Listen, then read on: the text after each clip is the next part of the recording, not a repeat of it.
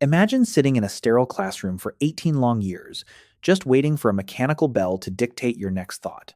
Now, realize that for 99% of human history, that bell never existed, yet a bunch of toddlers playing in the dirt somehow laid the foundation for every modern empire. Your entire formal education is a brand new, highly experimental anomaly in the grand timeline of our species. But how did a fragile species of naked apes, completely lacking textbooks and standardized tests, figure out how to conquer the globe? The secret wasn't discovered in a heavily funded university laboratory. It is hidden within a 1.5 million year old rock, and the truth behind it will completely shatter your definition of intelligence.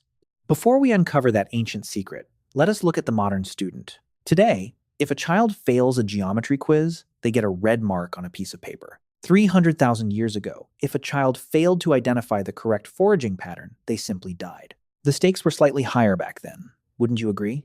There was no extra credit for almost outrunning a saber-toothed cat. You either passed the ultimate test of survival, or you became someone else's dinner. Yet, despite these brutal conditions, ancient children were not paralyzed by anxiety. They were too busy actively building the cognitive frameworks that would eventually put humans on the moon. The earliest evidence of intentional teaching does not come from a grand library or a stone tablet. It comes from the Acheulean hand axe, a meticulously crafted stone tool used across Africa and Eurasia.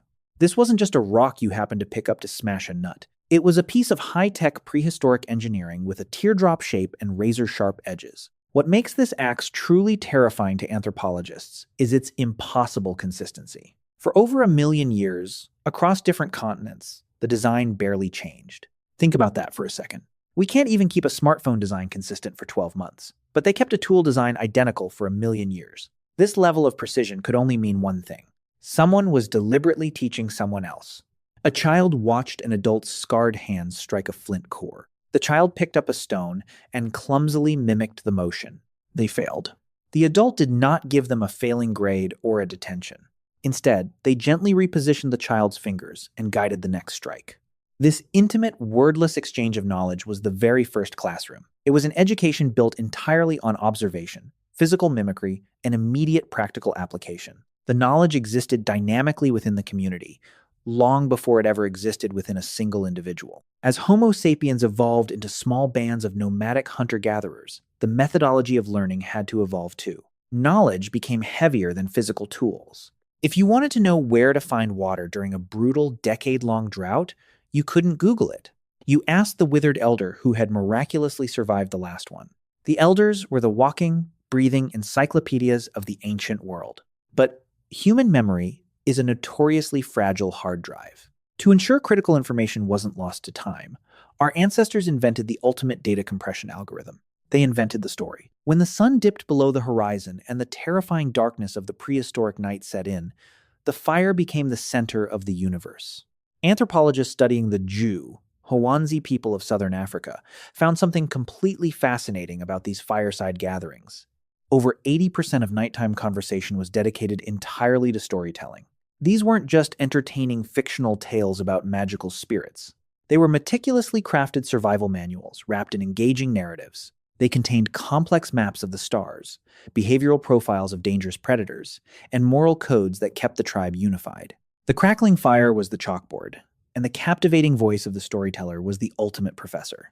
But there is a biological catch to this beautiful system of oral tradition. Downloading all this cultural software takes an incredibly long time. A baby chimpanzee is essentially nutritionally independent and ready for the world within a few short years. A human child, however, remains a helpless, expensive liability for nearly 2 decades. Evolutionary biologists argue that this prolonged childhood is not a biological glitch. It is the defining feature of our species' supreme design. We trade rapid physical maturity for an extended, highly dedicated window of neuroplasticity. Every other species learns to survive as quickly as possible. Humans learn to accumulate immense bodies of generational knowledge and build culture. This slow, deliberate process of learning is what allowed us to dominate every ecosystem on this planet. You can see the profound results of this evolutionary gamble hidden deep inside the Blombos Cave in South Africa. Around 100,000 years ago, someone there decided that survival was no longer enough. They began grinding red ochre pigment, mixing it with animal fat, and storing it inside abalone shells.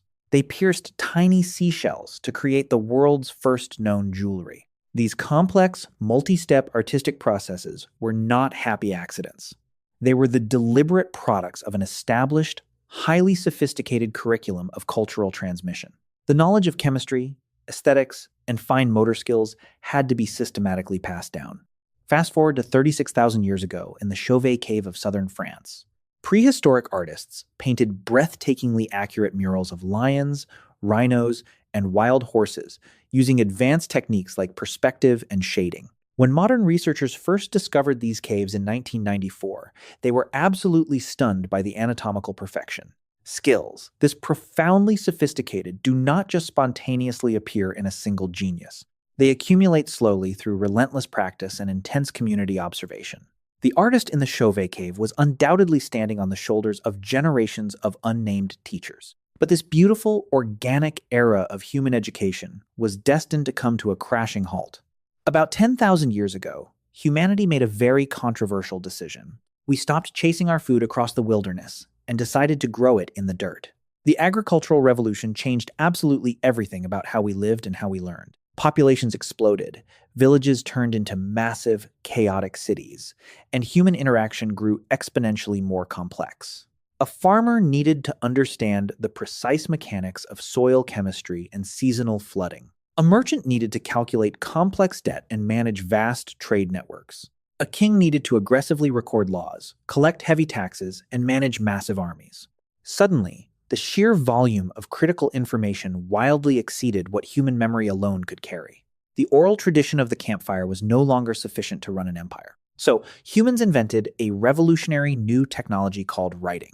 Writing changed the fundamental nature of education permanently and irrevocably. For the very first time in human history, knowledge could exist physically outside of a human brain. It could be stored indefinitely on clay, copied flawlessly, and completely outlive the person who originally conceived it. The first formal school in recorded history emerged from the dusty plains of ancient Mesopotamia around 2500 BCE. The Sumerians proudly called it the Edubba, which translates to the House of Tablets. When modern archaeologists began excavating these ruins, they found something both incredible and deeply familiar. They discovered tens of thousands of clay tablets covered in agonizingly repetitive student practice exercises. Children who lived 4,500 years ago were sitting in rows doing homework. They copied the exact same cuneiform signs over and over until their hands cramped. They memorized endless vocabulary lists and ground through grueling mathematical calculations. These ancient students entered the Edubba before they were 10 years old. They graduated 12 agonizing years later as the elite scribes of the Sumerian Empire. But here is the critical irony you need to understand about these early schools. They were absolutely not built to foster curiosity, creativity, or personal growth. They were cold, calculated factories built exclusively for bureaucratic efficiency. The sprawling empire desperately needed specialists to manage temples, record trade, and run the brutal machinery of the state. Education had officially morphed from a vibrant tool of personal survival into a rigid tool of state control. The profound shift from learning what you needed to survive to learning what the system needed you to know had begun. It is a paradigm shift that we are still deeply trapped inside today.